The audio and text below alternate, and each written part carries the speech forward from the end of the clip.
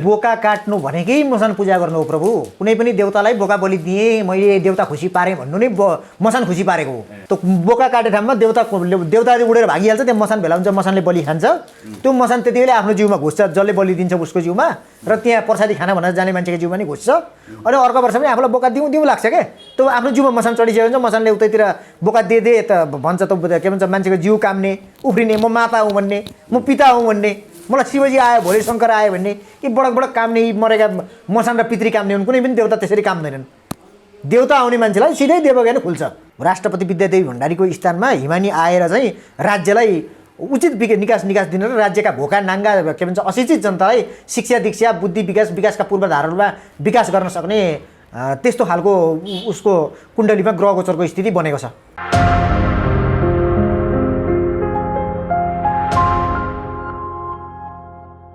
दैलेखी ज्योतिष शिवराज दाहालजी हाम्रो साथमा हुनुहुन्छ। स्वागत छ। धेरै धन्यवाद छ। आराम हुनुहुन्छ? एकदम आराम। दैलेखदेखि आइपुग्नु भयो? हजुर। अनि दैलेखदेखि यहाँसम्म आइपुग्नु भएको छ होइन? हजुर। के विशेष काम थियो कि? यस्तै हजुरहरूले टाइम दिउँ भनेर आएको। यसो देशको समसामयिक विषयमा आफूले जानेको बुझेको ज्योतिषीय ग्रह गोचर देखेको भविष्यवाणीहरू बेला बेला मिडियामा समय दिउँ भनेर हजुरहरूलाई समयले दिन आएको। विशेष गरी भन्नुपर्दा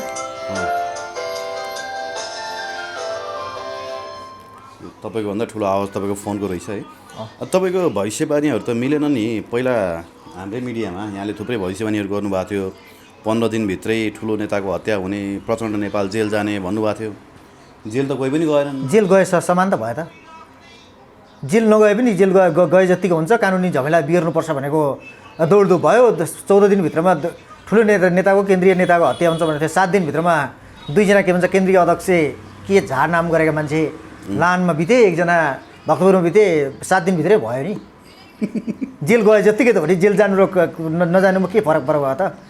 कानुन झमेलाहरू आयो, उसको ऊभन्दा फरक व्यक्ति राजनीतिक के भन्छ मूलधारमा पुग्यो। कतिको मिलिरहेको छ तपाईँको भविष्यवाणी?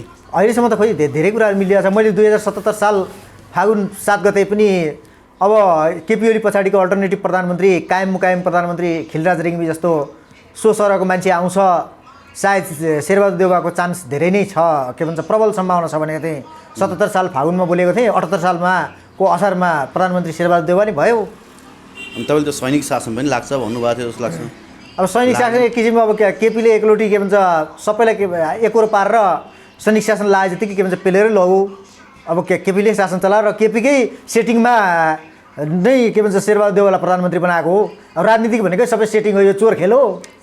यो त कुकुर मर्छ भन्दा ढुकुर मरे जस्तो भयो त सर। होइन, ग्रह गोचरले देखेको कुरा त्यति बेला शनि र मङ्गलको योग थियो। शनि र मङ्गलको योग हुँदा यो उथुलपुथुल हुन्छ भनेको उथुलपुथुल त भयो नि। तर हुन त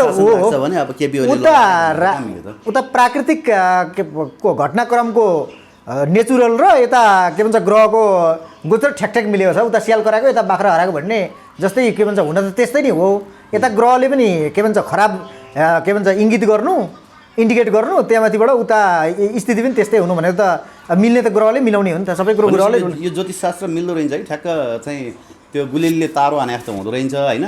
जुन चाहिँ मऱ्यो अनि हो मैले भने त्यही चाहिँ हो मर्छ भने भन्ने। ए होइन, त्यसो होइन, मैले पनि ठ्याक्कै त्यही मान्छे मर्छ भनेको थिएन नि त। कोही तारो चाहिँ हान्ने होइन, ताके राख्ने, अनि कुन चाहिँ मर्छ चाहिँ थाहा हुँदैन होइन? होइन, त्यो त त्यो सम्बन्धित व्यक्तिको जन्ममिति जन्म टाइम पाएको भए यसको यति टाइममा मरण हुन्छ, यति टाइममा चोटपटक दुर्घटना लाग्छ भन्न सकिन्थ्यो। तर यो त त्यहाँ त पार्टीको कुरा थियो नि त। यो पार्टीभित्रै यस्तो घटनाहरू हुनसक्छ है। कुनै न कुनै के भन्छ केन्द्रीय नेता, कुनै न कुनै नाम चलेको बहुप्रतिष्ठित मान्छेलाई चोटपटक एक्सिडेन्ट मृत्युतुल्य कष्ट हुन्छ कि हातखुट्टो भाँचिन्छ कि मृत्युतुल्य कष्ट हुन्छ, या मान्छे मर्न नि सक्छ तर यो मान्छे मर्छ भन्ने। तर 7 दिनभित्रमा मरे 2 जना, कुरो त मिल्न आयो। अब हाम्रो नेपालको राशि चाहिँ के हो? नेपालको अब निबाट वृश्चिक राशिको कुण्डली बनाएर हेर्नु पर्यो। वृश्चिक राशि अनुसार ग्रहहरू त महिना महिना घुमिरहन्छन्। त्यो ग्रहहरू महिना महिनामा घुम्दाखेरि त्यसले के भन्छ राजनीतिमा कस्तो कस्तो रोल खेल्छ भने त्यो कुरो बताउन सकिन्छ। नेपालको 78 सालको भविष्य कस्तो छ त? के ठिक छ कि होइन? अब 78 साल त अब अहिले पुस लाग्यो, अब लगभग सकिने आँटिहाल्यो। 78 साल बाँकी छ नि? अब बाँकी छ, धेरै छैन। अब पुस माघ फागुन चैत 4वटा महिना बाँकी छ। 4वटा महिना बाँकी छ। के छ यो 4वटा महिनामा तपाईँले अघिल्लो वर्ष भविष्यवाणी गरे जस्ता केही हुने सङ्केतहरू छन्? अब लगभग 78 सालमा भदौसम्म त ठिकै थियो, वैशाखदेखि भदौसम्म। अब त्यहाँपट्टिबाट भदौ 1 गतेबाट मङ्सिर 13 गतेसम्म मङ्गल ग्रह अस्त थियो। त्यति बेला चाहिँ सेनापति ग्रह अस्त हुँदाखेरि राजनीतिक उथलपुथल हुन्छ, देशमा भोकमरी लाग्छ, मान्छेहरूलाई आर्थिक सङ्कटहरू पर्छ, भोकमरी सङ्कटहरू पर्छ। त्यति बेला नेप्सी सूचकहरू पनि घटेर तल पर्यो र त्यो टाइममा अलिकति यो उसको कारोबारहरू ब्याङ्किङ कारोबारहरू, पैसा कारोबारहरू, सेयर कारोबारहरू पनि डाउन भयो त्यो टाइममा। अब अहिले मङ्गल उदय भएको छ। अब मङ्गल अहिले उदय भएको बेलामा मङ्गलमा केतु पनि सँगै बसेको छ। अहिलेको स्थितिमा केतु र मङ्गल भनेको थुनामा पर्ने योग हो। अब यो अहिले केतु र मङ्गलको स्थितिमा अहिले एकअर्कामा नेता या सांसद एकअर्कामा युद्ध चलिरहेछ। अब यसमा पनि के भन्छ कति बर्खास्त हुने, कति फेरि पुनर्बहाली हुने भइरहेछ। अब त्यसमा एउटा उदाहरण मिनेन्द्र रिजालले अहिले रक्षा मन्त्रीबाट राजीनामा दिनुभयो। त्यो फेसबुकहरूमा समाचारहरू पनि फाटाफुट्टा हेरिरहेछ। अब यो फेरि यसमा कोही पुनर्बहाली हुने, कोही के भन्छ या आफै राजीनामा दिने, या त के भन्छ त्यहाँ झैझगडा भएर एकअर्कामा तर्कातर्की भएर यो आत्मग्लानी भएर फ्रस्ट्रेसन भएर कसैले राजीनामा दिने त्यस्तो योग छ। अब यो शेरबहादुर देउवाले 78 सालभित्रमा राजीनामा दिने योग छ। शेरबहादुर देउवाको जम्मा सरकार भनेको यो 4 महिना हो। अब जम्मा मङ्सिरसम्म धेरै कमजोर थियो। अस्ति भदौ 1 गतेबाट त्यति बेला या सरकार खुस्किने या गाली बेजती हुने, बदनामी हुने भनेर मैले एउटा मेरै साधारण यो ज्योतिष स्मारिका च्यानलबाट मैले आफूले प्रस्तुत गरेको थिएँ आफ्नो बाणी। अब लगभग यो मङ्सिरसम्म खुस्किन्छ, खुस्किएन भने पनि उसको गाली बेजती र बदनामी खुस्के सर हुन्छ। उसले या आफै फ्रस्ट्रेसन भएर राजीनामा दिन्छ मङ्सिरसम्ममा। यदि मङ्सिरमा दिएन भने नि 78 सालभित्रमा चाहिँ शेरबहादुर देउवाको काम छैन। अब फेरि उही केपी, उही शेरबहादुर, उनी दोहोरिने हुन् भनेको थिएँ। अब मैले फेरि त्यति बेला फेसबुकमा एउटा ट्विट पनि गरेको थिएँ, शेरबहादुर देउवा अब अहिले काङ्ग्रेस सभापति को हुन्छ भनेर। शेरबहादुर देउवा शेखर कोइरालाको कम्पिटिसन हुँदाखेरि शेरबहादुर देउवाले सामदाप दण्डभेद गरेर उही एकचोटि अदालतमा रिट पर्दा के हार पनि जित पनि हार भने जस्तै हुन्छ। शेरबहादुर देउवाले के भन्छ चप्काउँछ भनेर मैले फेसबुकमा हालेको थिएँ। पैसा खर्च गरेर हुन्छ, किनेर हुन्छ, अब सामदाम दण्डभेद गरेर मतपत्र च्यातेर हुन्छ या बाकस बदलेर हुन्छ, चुनाव जित्नै पर्छ भनेर प्रचण्डको एउटा भनाइ थियो। त्यस्तै खालको स्थिति हुन्छ। शेरबहादुरले जित्छ भनेर मैले भनेको थिएँ। शेरबहादुरले लास्टमा के भन्छ जितेरै छाडे। फेसबुकमा ट्विट गरेको थिएँ मैले। त्यही त। अब तपाईँ फेरि शेरबहादुरले राजीनामा दिन्छन् भन्नुहुन्छ। मान्छे अरू ज्योतिषहरू शेरबहादुर 7 पटक प्रधानमन्त्री हुन्छन् भन्दैछन्। त्यही त, राजीनामा दिँदै अहिले 5 पटक त भयो त। राजीनामा दिँदै जोड्दै राजीनामा दिँदै अबको अहिलेको तपाईँको तत्कालीन अहिले चल्दै गरेको करेन्ट ग्रहको गोचर तपाईँले मलाई प्रश्न गर्दै हुन्छन्। प्रश्न अनुसारको प्रसङ्ग अनुसारको कुरो गर्दा 7 पटक प्रधानमन्त्री हुन्छन् कि हुँदैनन्? 7 पटक प्रधानमन्त्री हुन सक्ने योग अलिक कम छ। अब 1 पटक 6 पटकसम्म चाहिँ होला नि, 7 पटक चाहिँ अलिक नभनौँ मेरो हेराइबाट है। अब आफ्नो आफ्नो विश्लेषण फरक हुन्छ। मैले उहाँ ज्योतिषहरू जानेनन्, उनीहरूले भनेको होइन, मैले भनेको हो भनेर भन्न सक्दिनँ म। अब मेरो हिसाबमा चाहिँ अब यो 78 सालभित्रमा खुस्केर अब भइहाल्यो भने अर्कोचोटि हुन सक्ने सम्भावना छ। त्यसो 78 सालको के भन्छ यो चैत महिनासँग राजीनामा आउँछ शेरबहादुर देउवा। शेरबहादुरको राजीनामा आउँछ। हुन्छ त प्रधानमन्त्री ल खोलिदिनु पऱ्यो आज। अब त्यसपछि को प्रधानमन्त्री भनेको के भन्छ यो केपी ओली नै एकचोटि पुनर्बहाली हुने योग देखिन्छ। बरु केपी ओलीको अझै बलियो देखिन्छ। र अब लगभग यो उसको 79 सालको बिचदेखि उता 79 सालको साउनदेखि उता फेरि काङ्ग्रेसकै के भन्छ प्रधानमन्त्री हुन सक्ने योग छ। अब त्यति बेला कम्पिटिसनमा प्रतिस्पर्धामा को आउँछन् त्यति बेला उहाँहरूको ग्रहहरू एकअर्कामा के भन्छ कम्पिटिसनको प्रधानमन्त्री कम्पिटिसनको प्रतिस्पर्धालाई हेरेर त्यति बेला बोलाउँला। कुरै मिलेन त। अब यहाँ जनभावना चाहिँ सबै राजतन्त्रतर्फ ढल्किसकेको छ। राजनीतिक विश्लेषक एकजना युवा विश्लेषकले त के भन्नुभएको छ भने 79 सालको वैशाख 11 गतेभित्र राज संस्था पुनर्स्थापना भइसक्छ, यी सब नेताहरू कराप च्याप हुन्छन् भन्नुभएको थियो। मैले पनि मेरो पनि विश्लेषणमा 78 सालमा राज परिवारका सदस्यले स्थान पाउलान् या कुनै न कुनै राजनीतिक मूलधारमा आउलान्, तर राजै भएर ज्ञानेन्द्रले सिर्पे चाहिँ लाएर बस्छन् भनेर चाहिँ म चाहिँ भन्न सक्दिनँ। त्यो के भन्छ नजाने कुरो त के भन्छ यो मुस्लिम प्रजातिका हिन्दू राजा भनेपछि मुस्लिम वंशका मान्छे हुन्। यहाँ हिन्दू मुस्लिम वंशको मान्छे हो। के भन्छ ज्ञानेन्द्रको सन्तान यो शाहवंशीय राजा खास भन्नुपर्दा यो त ट्विस्ट गर्नुभयो त। कहाँ हुनु शाह राजाहरू त नेपालका मगरहरूका सन्तान भनेर भनेका छन् त। त्योभन्दा अगाडि उनका पुर्खा कहाँबाट आयो भने त्यो केलाउनु पछि पहिलाको त्यो चुरो कुरो चाहिँ त्यहाँ भित्र पस्नु। अहिले यहाँ तत्कालीन उफ्रेर भएन नि त। तपाईँ अहिले राम्रो बनिनु भने तपाईँका नराम्रो पक्ष पनि केही होला नि त। हिजोका दिनमा मुस्लिम यो के भन्छ शाहवंशले राज परिवारमा गाई काटेर होम गराउँथे। बाहिर हिन्दू राज्य भनेर गाई काटेर होम गर्थ्यो। बाहिर हिन्दू राज्य नै बाहिर हिन्दू राज्य भनेर गाई काटेरलाई कारबाही गर्ने उनी भित्रभित्र गुप्त रूपमा रातिको 12 बजे के भन्छ गाई काटेर होम गर्ने उनी के भन्छ मुस्लिम प्रजातिका हिन्दू राजा हुने। के प्रमाण छ तपाईँसँग भने यो त तपाईँले आरोप लगाउनु भयो, ठाडो आरोप लगाउनु भयो। यो खास र यो राज्य भनेको किराँतीको राज्य हो। किराँत फेरि यो राज्य किराँतकालमा फर्किन सक्ला। तँ अब यही दिनमा फर्किन्छ भन्न सक्दैन, भोलिको दिनमा अबको 5-7 वर्ष पछाडि भए पनि किराँतकालमै फर्किन्छ, किनकि यो एउटा सर्कल हो। राजेन्द्र लिङ्गन आए पछाडि चाहिँ किराँतकालमा नै राजेन्द्र लिङ्गन आएपछि किराँतकालमा फर्किन्छ भनेको होइन। किनभने एउटा तपाईँलाई बलियो प्रमाण के दिन्छु भने ब्राह्मणहरूले जति पनि हिन्दू परम्परामा कुनै पनि विवाह कार्य व्रतबन्ध कुनै न कुनै देव कार्य गर्दाखेरि जमिन किन्ने परम्परा छ। जमिनलाई पैसा राखेर जमिन खरिद गर्नुपर्ने बलिराजालाई के भन्छ यमराजसँग के भन्छ लाई चाहिँ पैसा राखेर यो जमिन खरिद नगरिकन यमराजले गरेका कार्यहरू उल्टा गरिदिन्छन्। यमराजले बाटो के भन्छ गरेको कार्यलाई विपरीत नराम्रो हुन्छ भनेर यमराजलाई चाहिँ खुसी बनाउन चाहिँ यो डलर पैसा राखेर यो जमिन किन्नुपर्छ, खरिद गर्नुपर्छ। त्यो यमराज बलियाङ राजाको पूजा गर्नुपर्छ, बलियाङ राजाको पूजा नगरी यमराजको पूजा नगरी यो देव कार्य शुद्ध हुँदैन भनेको कारण चाहिँ यो त बलियाङ राजाको के भन्छ किराँती राजाको के भन्छ जमिन भूमि हो नि त। यी ब्राह्मण क्षेत्री खसारीहरू सबै के भन्छ गुजरातबाट आएका कुमाउँ गोडवलबाट आएका हुन् खास भन्नुपर्दा, त्यस कारणले किन्नु परेको। त्यो नकिनियो अर्काको भूमि भएकोले गर्दा त्यो किनेर गरेपछि मात्रै शुद्ध हुन्छ, त्यस कारणले हो। खास राई किराँतीहरूको जुन किराँत धर्ममा इतिहासै नामोनिमेट पार्ने पो कुरो नै बुद्धिस्ट धर्ममा किराँत धर्ममा के साम्राज्य थियो, खसहरूको साम्राज्य थियो, त्यत्रो शाहवंशहरूको त्यत्रो परम्परा छ होइन। तपाईँले यहाँको शाह राजाहरूलाई मुस्लिम भनेर गाई काटेको आरोप लगाउनु भयो, यो त के भन्छ हिस्ट्री नै उथल पारिदिनु भयो। मैले भएको सत्य तथ्य कुरा बोलेको हो, मलाई बोल्न डर लाग्दैन या मलाई कसैले आएर यो देखेको कुरा हिजो विगतका दिनका कुरा गर्दा मलाई गोली ठोक्छ भने म मर्न तयार छु सत्य कुरा बोल्नको लागि। किनभने यहाँ के भन्छ यो जमिन चाहिँ किराँतहरूले चाहिँ किन्नु नपर्ने, कुनै देव कार्य गर्दा पूजा पाठहरू भगवानको नाममा के भन्छ प्रार्थनाहरू गर्दा कुनै पुराणहरू लाउँदा त्यस्तो गर्दाखेरि के भन्छ देवताको नाममा पुराण लाउँदाखेरि त किन्नु नपर्ने उनीहरूले। हामी र बाहुनहरूले चाहिँ किन खसारीले चाहिँ किन्नै पर्ने, नकिनिकन शुद्ध नहुने, यो अर्काको भूमि हो। त्यही भएर सङ्कल्प गरेर किने जस्तो गरेको खास के भन्छ बलियाङ राजासँग किनेको, यो बलियाङ राजाको के भन्छ भूमि हो। त्यो भोलिको दिनमा अब हिजोको दिनमा किराँतकाल थियो, फेरि अबको 5-7 वर्षपछि उही सर्कल घुमिरहन्छ। जस्तो हिजोको दिनमा दलितहरूले छोएको खानु हुँदैन, दलितले छोएको हुन्छ भन्थे, अब आज दलितका छोराले बाहुनकी छोरी बाजा बजाएर बिहा गरेछ, बाहुनका छोराले दलितकी छोरी बिहा गरेछ। यो पनि एउटा सर्कल हो क्या। हिजोको दिनमा विरोध गर्ने त आज सम्मान गरिन्छ। यो घुमिरहने एउटा चक्र हो, यो कुमालेको चक्र जस्तो हो। ग्रह चक्र भनेको यसै गरी घुम्ने हो क्या। कहिले सासूको पालो कहिले बुहारीको पालो भने जस्तै फेरि किराँतकालमै जान सक्ने स्थिति देखिन्छ। तर यो खास के भन्छ जति पनि शाहवंशका पुर्खाहरू चाहिँ के भन्छ मुसलमानकै पुर्खा हुन् भन्न म ग्यारेन्टी गर्न सक्छु।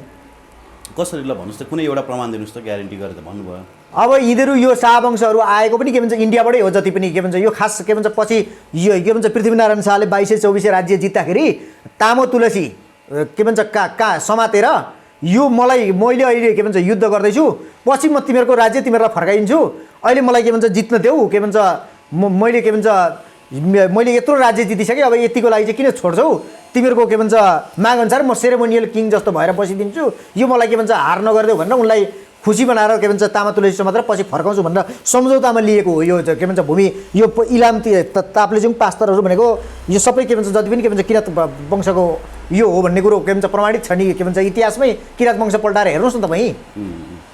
त्यो अघि तपाईँले गाई काटेको सन्दर्भ भन्नुभयो के दरबारभित्र गाई पूजा गर्ने भने, मैले पुण्य प्रसाद प्रसाई भन्नेको भोइसमै त्यो एउटा युट्युब च्यानल छ, के न्युज युट्युब च्यानल छ, त्यो युट्युब च्यानलमा पनि राजाहरूले चाहिँ गाई काटेर बलि दिन्थे भनेर उहाँले त्यहाँ भिडियो बनाउनु भएको छ। त्यो भिडियो अहिले पनि सुरक्षित होला। त्यो सत्य हो, त्यो जो भिडियो बनाउनु त्यही हो। त्यो विषयमा के हो? अब मुस्लिम परम्परामा हामी गाईलाई आमा भनेर पुज्छौँ, भगवान भनेर पुज्छौँ।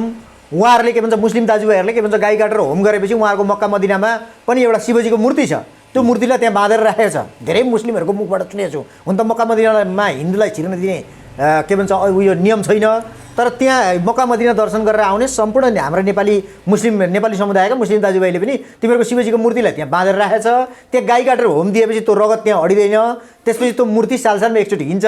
तिमीहरूको देउतालाई हाम्रो शक्तिले बाँधेको छ भनेर त्यो देउतालाई कसैले पनि बाँध्न सक्दैनन्। र त्यो देउतालाई बाँध्नु भनेको शक्ति बाँधेको हो, किनकि तन्त्र विद्याबाट चाहिँ शक्तिलाई बन्धन गरेको, जुन हिन्दूहरूको शक्तिलाई बन्धन गरेर उनीहरूले के भन्छ त्यो आफ्नो धर्म ठुलो पार्नको लागि त्यो शक्ति बन्धन गरेको। तन्त्र विद्याको माध्यमबाट तन्त्र साधनाको माध्यमबाट शक्ति बाँध्न मिल्छ।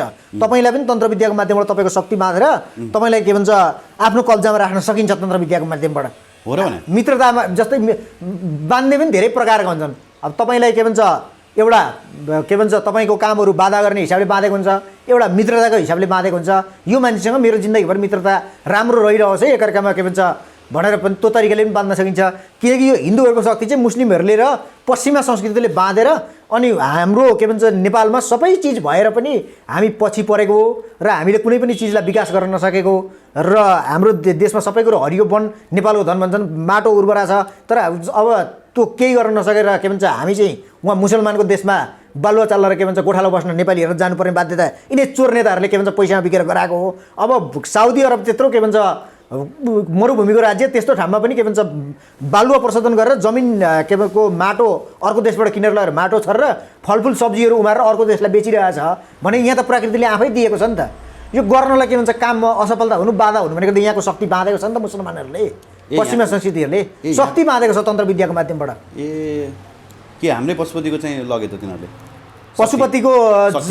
पशुपतिको शक्ति चाहिँ उनले तन्त्र विद्याको माध्यमबाट बाँधेको छ। अब कतिन्जेलले बाँध्छ त केही समय बाँध्छ त्यसको पनि एउटा क्राइटेरिया हुन्छ।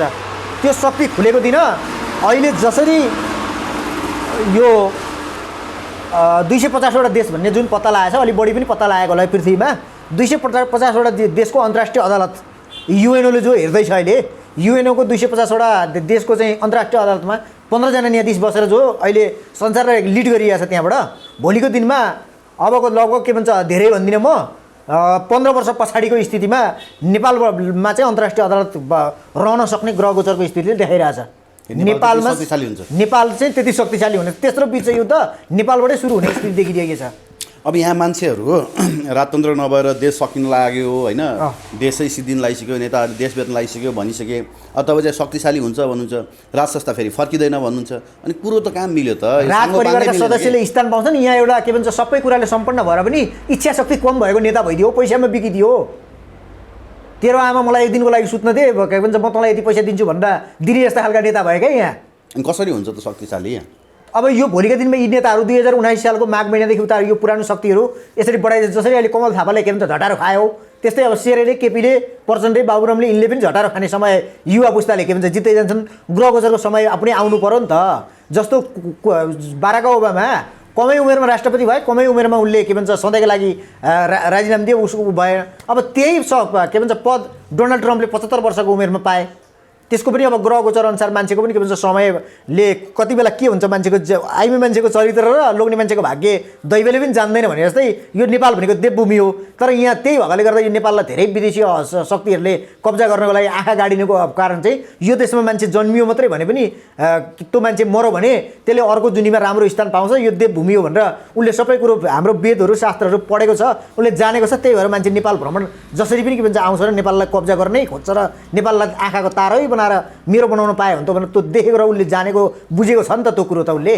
अब यही एटम बम बनाउने सूत्र जुन जापानमा नागासाकी यासीमा कहाँ भन्ने ठाउँमा बम पड्काए ठाउँमा चाहिँ त्यहाँ अहिले पानी त्यहाँको पानी पनि कुनै जीवहरूले परजीवीहरूले खायो भने मर्छ त्यहाँ झार पनि उम्रिँदैन भने जस्तै त्यो एटम बम बनाउने सूत्र त के भन्छ हाम्रो यजुर्वेदमा रहेछ नि त। हिन्दूहरूका 4 वेद मध्येमा यजुर्वेद भनेको तपाईँको तन्त्र मन्त्रको साधक हो। सूत्रै रहेछ त्यहाँ सूत्रै रहेछ त्यसलाई नै जर्मनहरूले त्यसैलाई अहिले जर्मनीमा हिन्दूहरूको वेद पढाइ हुँदैछ। तर यहाँ जहाँ उत्पत्ति भएको केमिकल हाल्ने भनेर सबै लेखेको छ त्यहाँ सबै कुरो लेखेको छ तर त्यसलाई प्रशोधन गरेर त्यसलाई अब हामी ग्रह भनेर पूजा गरेर बस्यौँ। ग्रह छ भनेर ज्योतिष विज्ञानले एस्ट्रोलोजी साइन्सले पत्ता लगायो त्यही ग्रहलाई के भन्छ मोडिफाई गरेर त्यसलाई रिसर्च गर्दै अनुसन्धान गर्दै अगाडि बढेर अहिले के भन्छ नासा भन्ने एस्ट्रोनोमिकल संस्था पनि हो यिनै ग्रहहरूलाई आधार बनाएर अहिले हेलिकप्टर प्लेन हवाईजहाजहरू आकाशमा उडाए। अब हामी ग्रह भनेर पूजा गरिरहेछौँ। अब हामीले के भन्छ हाम्रो धर्मशास्त्र लत्यायौँ त्यही हाम्रो धर्मशास्त्रलाई उनीहरूले अनुसरण गर्दै मोडिफाई गर्दै उनले अहिले जर्मनमा इङ्ग्लिसमा ट्रान्सलेट गरेर वेद पढाइ हुँदैछ। त्यहाँ त धेरै कुरो औषधिहरू रहेछ जडीबुटीहरू रहेछ भन्ने कुरो पनि पत्ता लगाइसके। भनेपछि नेपाल यो देवभूमि हो। नेपाल देवभूमि हो। नेपालमा सबै कुरा छ तर सबै कुरा भएर पनि के भन्छ उसले के भन्छ यसलाई यहाँको के भन्छ तन्त्र विद्याको माध्यमबाट पश्चिमा शक्तिहरूले शक्ति बाँधिदिएर चाहिँ उनीहरूले के भन्छ आफूले हातमा कब्जा गर्न सफल भए। अनि त्यसो भए अघि तपाईँले फेरि यो त लिम्बूहरूको भूमि हो भन्नुभयो नै पहिलाको योभन्दा अगाडिको चाहिँ के भन्छ लिम्बूहरूको र के भन्छ राज्य हो। लिम्बूहरूको हातमा त्योभन्दा अगाडि त फेरि बाहुन छेत्रीहरूको पनि राज्य थियो होला नि त लिम्बूहरूको पछाडि चाहिँ बाहुन छेत्रीहरूको आएको बाहुन छेत्री पछि अगाडि त पाउन हुने यहाँ त उनीहरूभन्दा अगाडिदेखि थिए अरे त। अनि तपाईँको वंश अझै पनि किताबहरू तपाईँले के भन्छ इतिहासहरू पल्टाएर हेर्दा बाहुन छेत्रीभन्दा पछाडि चाहिँ किराँत राज्य होइन किराँत राज्यको पछाडि चाहिँ बाहुन छेत्रीहरू चाहिँ पछि इन्डियाबाट आएर शरण परेर बसेका हुन्। किराँत राज्य पछाडि शाहवंशहरू आए शाहवंशहरू आएर युद्ध गरेर जिते त्यसपछि के भन्छ शाहवंशहरूको अनुसरण गरेर शाहवंशको के भन्छ राज पुरोहित भएर चाहिँ के भन्छ इन्डिया गुजरातबाट आएका के भन्छ ब्राह्मणहरू चाहिँ शाहवंशहरूको राजपुरोहित भएर यसरी के भन्छ ठेस लाग्दै के भन्छ बसै लेउ लाग्छ हिँडे छेउ लाग्छ भने जस्तै लेउ लाग्दै बसेको हो। राज संस्था जो अहिले शाहवंशहरूको चाहिँ यो पिछा लागेर आएको यो क्षेत्री बाहुनहरू खसहरू चाहिँ आर्यहरू चाहिँ ए खसहरू पनि हो र खस आर्यहरू भनेकै उताबाट आएको खस पनि उतैबाट आएका हुन् सबै इन्डियाबाट आएको सबै जति पनि छन्। ए भनेपछि यो खसहरू मष्ट पूजक हामी हिन्दू होइनन् भन्छन् त्यसो तिनीहरू यो मष्ट देवता भनेको खास तपाईँको अहिले बझाङ जिल्लाको बान्डी मष्टबाट उत्पन्न भएको हो। त्यहाँ के भन्छ मष्ट भनेको पनि यो सोह्रकाली भगवतीको मध्येको एउटा भाइ हो। सोह्रकाली मध्येको एउटा भाइ हो। त्यो मष्ट भनेको पनि अब जस्तै अहिले यो भैरव देवता भन्छन् भैरव पनि एउटा विगतका दिनको मसान हो। उसले पनि धेरै वर्ष के भन्छ मसानले पनि देवी देवताको साधना गरेर देवी देवताको तप गरेर उसले पनि एउटा देवताको स्थान पाएको हो। देवीहरूकै के भन्छ सेनापति हो। मष्ट भनेको पनि एउटा मसानी के भन्छ देवता हो। मसानी टाइपको देवता हो। त्यस कारणले मष्ट भनेको मसानी टाइपको देवता हो। त्यो कारणले गर्दा बलि खान्छ। कुनै पनि बलि खाने भनेको कुनै पनि देवी देवताले बलि खाँदैन। बलि खाने भनेको देवी देवताको भूतप्रेत मसान सेनाले खाने हो। त्यो सेनालाई चाहिँ बलि दिने हो। देवतालाई कहिले पनि बलि चढ्दैन। नवदुर्गालाई त बलि चढाइन्छ। नवदुर्गा त्यो के भन्छ मूर्ख हो। त्यो नवदुर्गालाई बलि चढाउनु त्यो नजानेर त्यो ज्ञानको कमी भएर चाहिँ नवदुर्गालाई बलि दिएको। कुनै पनि देवीलाई बलि दिने चल्दैन। महाकालीले बलि खान्छ भन्छन् एउटा उदाहरण। महाकालीले बलि खान्छ भन्छन्। तर मलाई आएको देवता महाकाली हो। म महाकालीको के भन्छ दियो के भन्छ महाकाली पुजेर 24 घण्टा मेरो अखण्ड दियो बल्छ कोठामा। मलाई अहिले माछा मासु अन्डा सन्डा सबै छोडाएको छ देवीले। हिजोका दिनमा हाम्रो पनि म पनि त्यही पुर्खाबाट आएको। कुलको पूजा गर्नुपर्छ, कुलमा बोका काट्नुपर्छ अनि बोकाको मासु प्रसाद खानुपर्छ भनेर बाबुबाजेले सिकाएको संस्कार हो। अब अहिले मलाई छट्टै के भन्छ 1 वर्ष जति भयो जिउमा महाकालीको के भन्छ देवज्ञान आउन थालिकन महाकाली आएकाले गर्दा अहिले मैले आज बिहान बालेको थियो भोलि बिहान मात्रै मेरो पखाल्ने धुने कार्यक्रम हुन्छ। 24 घण्टा महाकालीको दियो बल्छ। अहिले महाकालीले मलाई देवीले माछा मासु अन्डा सबै छोडाएको छ। कुनै पनि देवीले कुनै पनि आमा बाबुले आफ्नो छोराछोरी काटेर खाउँ भन्दैन। त्यो बोका काट्नु भनेको मसान पुज्नु हो। त्यो मसान पुजे मसान खुसी भएर काम गरिदिने हो। तर अनि तपाईँको पहिलाको त्यो अब वेदहरूकै कुरा गर्दा पनि त्यहाँ गौबलीकै कुरा पनि आउँछ होइन, पशु बलिको कुरा त आउँछ। अस्ति एकजना हाम्रै साथी एकजना पत्रकारले लिनुभएको इन्टरभ्यूमा पनि हिन्दू धर्ममा त बलि त चाहिन्छ भन्नुभएको छ। हिन्दू धर्मको 111 नम्बर पेजमा जो के भन्छ ऋग्वेदको 111 नम्बर पेजमा हिन्दूहरूले चलाउने ऋग्वेद हो। ऋग्वेदको 111 नम्बर पेजमा देवताको नाममा बलि गर्नु महापाप हो भनेर लेखेको छ। त्यो बाहुनले पल्टाएर हेरे हुन्छ। यो के भन्छ बाबुबाजेले जे सिकाए जे संस्कार भयो। हिजो हाम्रा बाबुबाजेले श्राद्ध गर्दाखेरि के भन्छ बिरालोले दुःख दियो भनेर बिरालोलाई डोकाले छोपेर पूजा गर्थे। अब संस्कारै त्यही बस्यो। ए बिरालोले छोप्नुपर्ने रहेछ श्राद्ध गर्दा भनेर छोराले त्यही सिक्यो। त्यो के भन्छ एउटा परम्परा त्यो त्यहाँ गाउँमा भएको के भन्छ घटनालाई त्यसैलाई के भन्छ परम्परा बनाइदियो। तर खास हिन्दू धर्ममा त्यो छैन। र देवी देवता मान्ने मान्छेले बोका बलि काट्दाखेरि मसान पूजे जस्तो हुन्छ। देवी वेदकै श्लोक पढेर भन्नुभएको छ। एकजना महिला हुनुहुन्छ उहाँ, मैले नाम बिर्सेँ, तर उहाँले भन्नुभएको छ हिन्दू धर्ममा बलि चाहिन्छ आवश्यक छ भन्नुभएको छ। त्यो मान्छेले पछि त्यो के भन्छ गरी खानको लागि एउटा कर्म गर्नको लागि त्यो आउने त्यो दुना टपरा तोर्नको लागि त्यो बनाएको एउटा त्यो श्लोक मात्रै हो। त्यो कुनै पनि साँच्चै अरिजिनल के भन्छ हिन्दूहरूको वेद पल्टाएर हेर्नु 111 नम्बर पेजमा मैले पेजै तोकेर भन्ने। मैले पनि के भन्छ वेदका किताबहरू हेरेको छु अलिअलि, धेरै वेद नपढे पनि ओरिजिनल र डुप्लिकेट हुन्छ र। अब खास जहाँबाट उत्पत्ति भएको पुरानो वेदमा हुन्छ। अहिले मान्छेले मोडिफाई गरेर त्यसलाई संशोधन गरेर जे लेख्दै पनि भयो नि आफ्नो फाइदाको लागि। अहिले त हरेक कुरामा राजनीति चल्छ। यो त घोर कलियुग हो। कलियुगमा मान्छेले जे पनि गर्छ। त्यसपछि पशु काटेर तपाईँको पशु काटेर बलि दिँदाखेरि तपाईँको सत्ययुगमा द्वापरमा त्रेतायुगमा त्यति बेला सिद्ध साधक हुन्थे। सिद्ध साधकहरूले कुनै पनि प्राणीलाई मुक्ति गराउनको लागि बलि गर्थे। तर त्यो बलि गरेर काटिसकेपछि बलि दिइसकेपछि त्यसले अर्को रूप धारण गरेर ऊ फेरि के भन्छ उसलाई बचाउन सक्थे। अहिले त बचाउन सक्दैन नि त काटेको चिज। भन्नुभएको छ उहाँले के भन्छ पशुहरूलाई मुक्ति दिनको लागि पनि बलि दिइन्छ हो। त्यो बलि दिएर त्यहाँ रगत चढाइसकेपछि त्यो बलि फेरि हो के त्यो जुन जीवलाई काटेर बलि दिइन्छ त्यो रगत त्यहाँ चढाइसकेपछि त्यो जीव फेरि जस्ताको तस्तै जिउँथ्यो र के भन्छ फेरि बाँचेर अर्को रूपमा त्यहाँ उत्पन्न हुन्थ्यो भन्ने छ। अहिले त्यो गराउन त्यत्रो साधकहरू कहाँ छन् र त्यो सत्यता कहाँ छ त? अहिले युग अनुसारको कुरो हो नि त।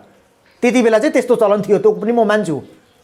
उनलाई मुक्ति गराउनको लागि उनलाई कुनै पनि रोगबाट मुक्ति गराउन कुनै पनि के भन्छ नराम्रो उसबाट चाहिँ राम्रो बाटोमा लान उसलाई काटेर त्यहाँ रगत चढाएपछि ऊ फेरि बाँच्थ्यो।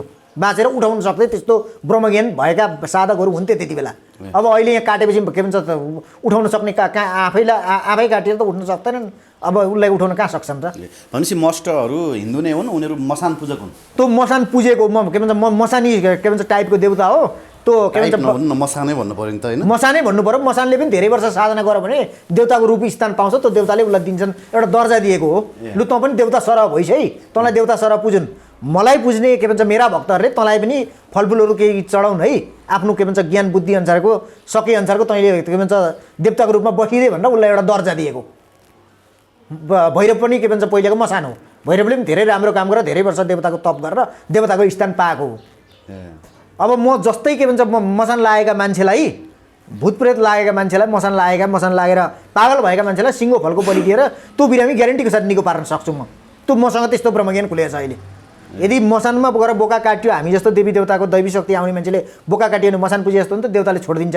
ए मलाई भन्दा तैँले मेरो मसानलाई भूतप्रेतलाई चाहिँ ठुलो देखिस् भनेर देवताले छाडिन्छ। त्यहाँ मसान भेला हुन्छ त्यो बोका काटे ठाउँमा, मसानले बलि खान्छ, त्यो मसान अदृश्य रूपले आफ्नो जिउमा प्रवेश गर्छ। त्यसपछि अर्को वर्ष पनि आफूलाई बोका दिउँ लाग्छ। त्यो मसानले दिउँ गराएको मसान घाटमा हाम्रो के भन्छ दिमाग चाहिँ मसान घाटमा गाडिन्छ, हाम्रो पुरै जिउमा मसान भरिन्छ भनेर देवी देवता पुज्ने मान्छेले सिङ्गो फलको बलि दिउँ, मसान नपुजौँ, मसान पुज्दा शान्ति हुँदैन भन्न खोजेको हो। बोका काट्नु भनेकै मसान पूजा गर्नु हो प्रभु।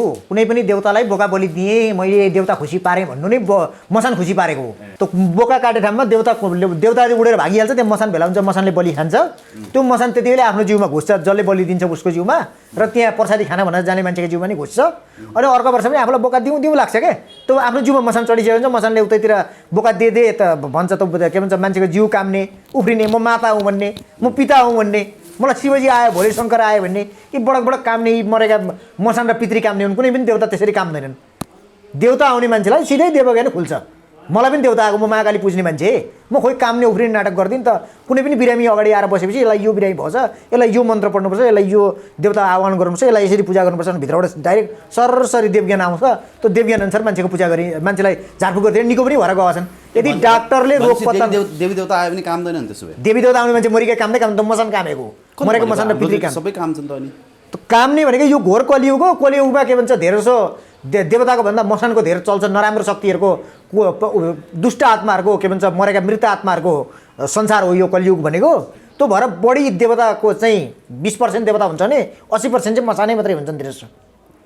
त्यही भएर मरेको मसान र पितृहरू उफ्रेर कामेका हुन्। त्यो लडी मरेका, झुन्डी मरेका, अकाल मरेका आफ्ना पिता पुर्खाहरू हुन्छन् नि, ती प्रेतात्मा भएर आफ्नो जिउमा घुसेर त्यो देवता हुँ भनेर कामेको। अब देवता हुँ काम्ने मान्छेले देवता हुँ नभनौँ भने मान्छे झारफुक गर्न, उपचार गर्न, हेराउन कोराउन आउँदैन, खाने मेलो बन्द हुन्छ, मरेको मसान काम हुने।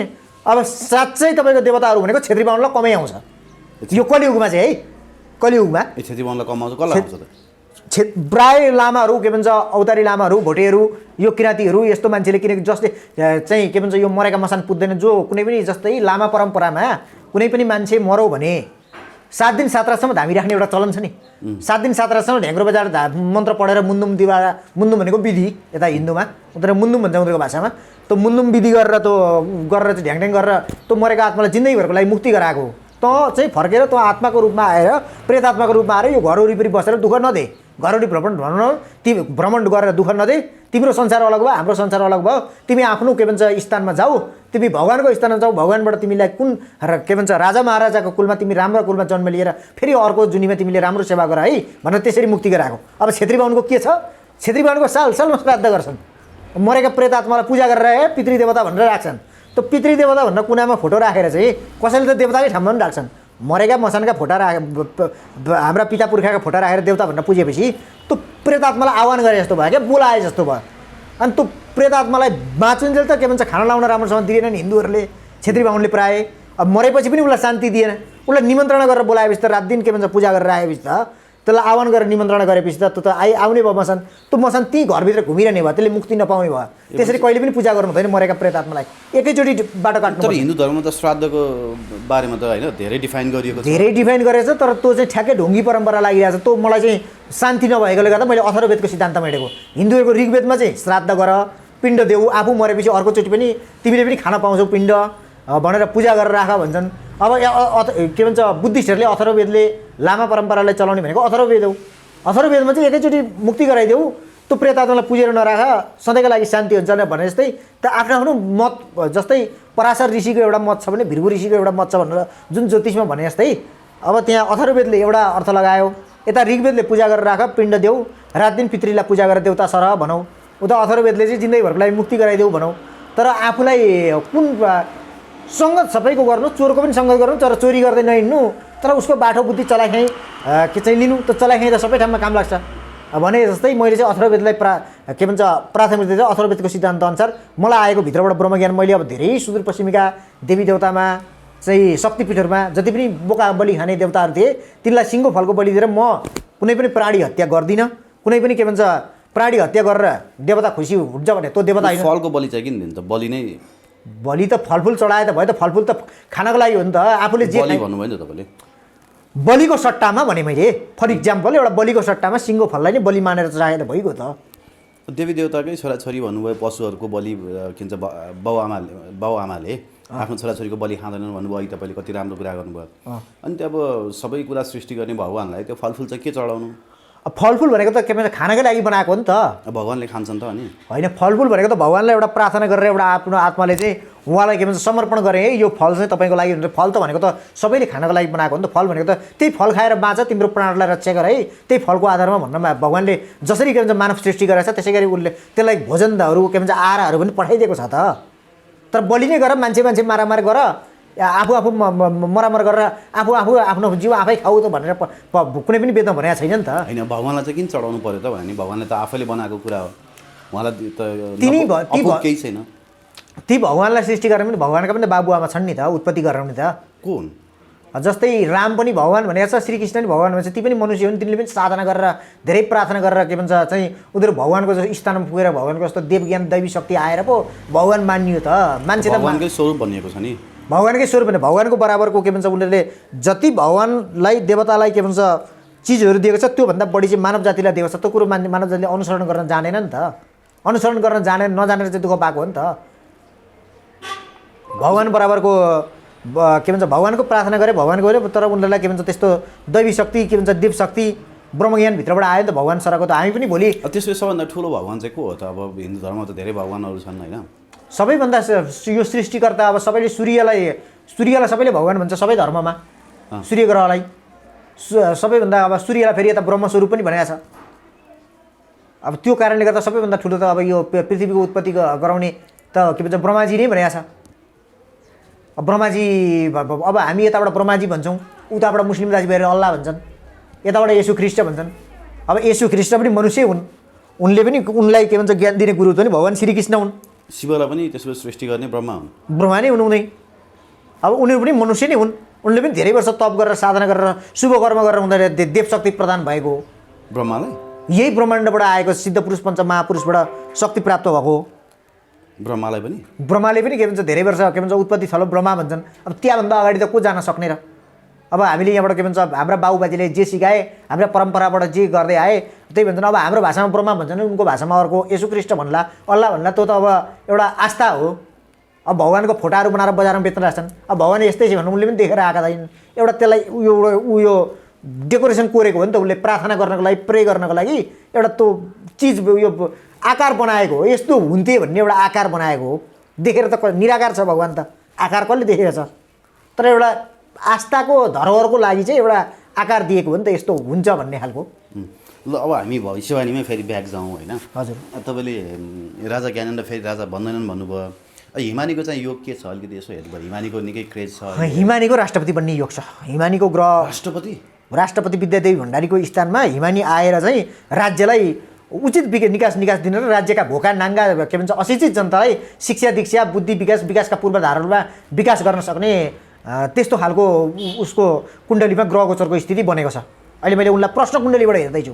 उनको बेला जन्ममिति थाहा नभए पनि फर इक्जाम्पल कसैको जन्ममिति आफूलाई थाहा छैन भने त्यो मान्छे कस्तो विचारको मान्छे हो, कस्तो थिङ्किङको मान्छे हो, गुड थिङ्किङको ब्याड थिङ्किङको हो कि मानव जाति र यो भएको चिजलाई विध्वंस गर्ने हो कि संरचना गर्ने र त्यसलाई यो सही गर्ने हो, सही तरिकाले मान्छेलाई के भन्छ न्याय दिने मान्छे हो कि अन्याय गर्ने मान्छे हो, त कस्तो थिङ्किङको मान्छे हो भनेर उसलाई अहिले भर्खर जन्मेको जस्तो बनाएर अहिलेको कुण्डलीमा जस्तै आज 2078 साल 9 महिना 2 गते र अहिले तपाईँको 1:34 अचानक प्रश्न उब्जियो, हिमानी कस्तो विचारकी मान्छे हुन्, न्यायिक हुन् कि अन्यायिक हुन्, जनतालाई सुख दिने हुन् कि दुःख दिने हुन् भन्ने विचार गर्दा यहाँबाट हेर्दा उनले राज्य संस्थामा आएर चाहिँ के भन्छ राष्ट्रपति विद्यादेवी भण्डारी भनेको चाहिँ एउटा 6 भन्ने श्रीमती र हेइ भन्ने भैँसी भन्ने मात्रै हो। त्यो हेइ भन्ने भैँसीले न दुध दिन्छ न मुद दिन्छ न त्यसको केही काम लाग्छ भने जस्तै छ भन्ने श्रीमती छ, हातखुट्टा भाँचिएर बसेको छ, श्रीमती नाम मात्रै छ, उसलाई उल्टै पूजा गर्नुपर्छ भने जस्तै राष्ट्रिय विद्यार्थी भण्डारी यो कम्युनिस्टको कठपुतली हो, यसको केही काम छैन यहाँ। त्यस्तो यो केपीको रिमोट कन्ट्रोल हो, एमाले जे भन्यो त्यही मान्ने हो, जनताको लागि हित गर्ने खालको राष्ट्रपति भएन देशमा। त्यो कारणले गर्दा देश अहिले पछि पर्यो। राष्ट्रपति भनेको कस्तो हुनुपर्छ भने छिमेकीको कुरा सुन्ने भन्दा पनि मेरो जनताको आधारभूत आवश्यकता के हो एकदम अहिले चाहिने यो त्यो चाहिँ सोच्ने खालको राष्ट्रपति हिमानीमा त्यो शक्ति छ, त्यो योग छ कि छैन उहाँ? त्यो योग पनि छ, राष्ट्रपति हुन सक्ने योग पनि छ। तर उसले अब राष्ट्रपतितिर हुन सक्ने योग छ भनेर ऊ पनि राजनीतिक मूलधारमा आउनु पर्यो, कसरत गर्नु पर्यो, कम्पिटिसन गर्नु पर्यो नि त, जनतामा जानु पर्यो नि त। यो पनि म ग्यारेन्टी गर्न सक्छु, हिमानी शाहले अहिले चाहिँ अब चुनाव भयो भने खुल्ला प्रतिस्पर्धाबाट लु राष्ट्रपति छान्ने एउटा नेपाली नागरिकको हैसियतले जो पनि राष्ट्रपतिमा प्रतिस्पर्धा गर्नको लागि खुल्ला प्रतिस्पर्धामा आउन सक्छ भन्ने खालको एउटा नीति राख्नु र हिमानीले अलि अगाडि बढ्नु भने हिमानीले राष्ट्रपति जित्ने योग छ, राष्ट्रपति जित्ने योग छ। त्यो खुल्ला प्रतिस्पर्धा होस् न, त्यो खुल्ला प्रतिस्पर्धा गर्ने अहिलेका यी प्रचण्ड केपी यी के भन्छ शेरे यी चोरहरूले गर्न चाहँदैनन्, किनकि यिनले त विदेशी कमिसन खाएका छन्, यी त विदेशी दलालका कुकुर हुन्, यिनको त नाममा त कुकुर हुन्, यी मानव शरीरको रूपमा चाहिँ के भन्छ व्यवहार चाहिँ कुकुर भएका हुन्। यी नेपाली नागरिकताको खोल ओढेका यी विदेशी के भन्छ पाल्तु कुकुर हुन्, विदेशीले जे भन्यो त्यही भने मानेका छन्। त्यो पनि देखिन्छ ज्योतिषशास्त्र। म कम्युनिस्टको मान्छे पनि होइन, काङ्ग्रेसको पनि होइन, एमालेको मान्छे पनि, म नेपाली जनताको मान्छे हुँ। म अहिले नेपालको नागरिक हुँ, मैले जनताको सेवा गर्नको लागि ज्योतिषी पेसा गर्दै आइरहेको छु। तर केपीओले देश बनाउँछु भन्छन् अनि समृद्ध नेपाल सुखी नेपाली बनाउँछु भन्छन्। अब बनाउँदिन त कसले भन्छ, बनाउनु त सबैले बनाउँछु भन्छन्, तर त्यो बनाउनलाई त्यो ठाउँमा पुगेपछि त त्यो बनाउने खालको काम गर्नु पर्यो नि। यता बनाए यस्तो गर्नु, उता के भन्छ त कुटी यस्तो गर, म रोए यस्तो गर्छु भनेर दुई चारवटा राम्रो काम गर्दा यस्तो गरेर 25% जस्तै अहिले देशमा यत्रो अर्बौँ रुपियाँ पैसा छ, दिनको 1 अर्ब रुपियाँ चाहिँ नेपाली पैसा हामी जनताहरूले ट्याक्स तिरेको पैसा उठ्छ। दिनको 1 अर्बको हिसाबले महिनामा कति अर्ब उठो? 30 अर्ब उठो। 30 अर्ब पैसाले नेपालमा विकास गरेर नेपालको भ्रष्टाचारीलाई मृत्युदण्ड दिने कि नदिने भन्ने खालको एउटा जनमत सङ्ग्रहको रिफरेन्डम इलेक्सन गरेर चाहिँ त्यो नेपाली पैसाले नेपालको एउटा जिल्लाबाट अर्को जिल्लामा जाने 4वटा मार्ग खोलिदिउँ, सजिलो तपाईँलाई विकास गर्नको लागि। जनताले त आफै कमाइरहेछन्, आफै गरिरहेछन् नि। जनतालाई कहिले बन्द गरिदिने, कहिले हडताल गरिदिने। अब कोरोनाको नियममा नेपाल बन्द भइदियो, लगभग 2 वर्षै बन्द भइदियो। अब उसको पार्टीका झोलेहरूलाई उफार्नको लागि, राजनीति गर्नको लागि, फटाइ गर्नको लागि, देश लुट्नको लागि कोरोना नलाग्ने। अब जनताहरूले काम गरेर खानको लागि चाहिँ कोरोना लाग्ने भने चाहिँ यसलाई राजनीति गर्न, फटाइ गर्नको लागि कोरोना ल्याएको रहेछ नि त। कोरोना पनि राजनीतिक रहेछ नि त। अनि एउटा जिल्लाबाट अर्को जिल्लामा जान पश्चिम पहाडका जिल्लाहरूमा कति पनि मान्छेहरू भोकमरीले मरिरहेछन् काम गर्न नपाएर, रोजगार नपाएर। एउटा जिल्लाबाट दोस्रो जिल्लामा जाने 4वटा मार्ग खोलिदिनु भने, 4 लाइनको बाटो खोलिदिनु भने जनता आफै विकास गरेर आफ्नोले रोपेका के भन्छ सागसब्जीहरू फलफुल रोपेर एकअर्कामा क्रेता विक्रेता गरेर एकअर्कामा किनबेच गरेर आफ्नो गुजारा त जनता आफै गरिरहेछ नि त। जनता, नेपाली जनताका धेरै पढेका शिक्षित मान्छेलाई खाडी मुलुकमा बेलचा हान्न पठाइदिएको छ। अनि अब यहाँ यी चोरहरू फटाहरूलाई चाहिँ के भन्छ राजनीतिमा स्थान दिएको छ। त्यो कारणले गर्दाखेरि चाहिँ नेपालमा विकास नभएको हो नि त। त्यो गर्नको लागि अहिले जनता पनि बाठा छन्, नेपालमा जनता तात्तै छन्। तर जनता अझै लाटो छ, हामी जनता नै पुग्छौँ। किनकि आज चाहिँ केपी ओलीको विरोध गर्ने, प्रचण्डको विरोध गर्ने, शेरबहादुर देउवाको विरोध गर्ने यी नेताहरू चोर भए, विदेशीले पालेका कुकुर भए, भ्रष्टाचारमा बिगे, त्यही भएर देश पछाडि पऱ्यो भने विरोध गर्ने। अब भोलि मासु र भात कुमाई बोझा आयोजना भयो भने त्यतै मासु र भात बिगेर त्यतै भोट दिने हाम्रो के भन्छ जनता नै भेडा छन् नि त। हिजो गणेशमान सिंहले त्यसै नेपाली जनता भेडा भनेको होइन नि त। ल ठिकै छ। त्यसो भए नेपालको राज संस्था पुनर्स्थापना कहिले पनि हुँदैन? नेपालमा राज संस्था राजा अब आउला, तर ज्ञानेन्द्र राजा र पारसी राजा हुन्छ भने म भन्न सक्दिनँ। अब भोलिको दिनको कुरो कति बेला के हुन्छ भन्ने थाहा छैन। यसरी राज संस्था जाला, के भन्छ प्रचण्डलाई र बाबुरामलाई राजा सरहको स्थान दिएर जनताले यसरी राख्लान् भने यिनले पनि आन्दोलन गरेर यो उसमा आएका होइनन्। अब यो आन्दोलन गरेर यिनीहरूले कम्पिटिसन गरे, यिनीहरूले कसरत गरे, कोसिस गरे, अहिले गणतन्त्र आयो। अब यो गणतन्त्र गएर फेरि राजतन्त्र को एउटा सेरेमोनियल किङ जस्तो चाहिँ आउन सक्ला। राजपरिवारका स्थानले सदस्यले स्थान, यो ज्ञानेन्द्र सरकारका राजपरिवारका स्थानले परिवारले राज्य सत्तामा पकड के भन्छ राजनीतिक मूलधारमा स्थान पाउन सक्लान्। तर ज्ञानेन्द्र पारसे नै राजा भएर बस्छन् चाहिँ म ग्यारेन्टी गर्न सक्दिनँ। हस् ज्योतिषी, धन्यवाद दिन चाहन्छु। धेरै धेरै धन्यवाद।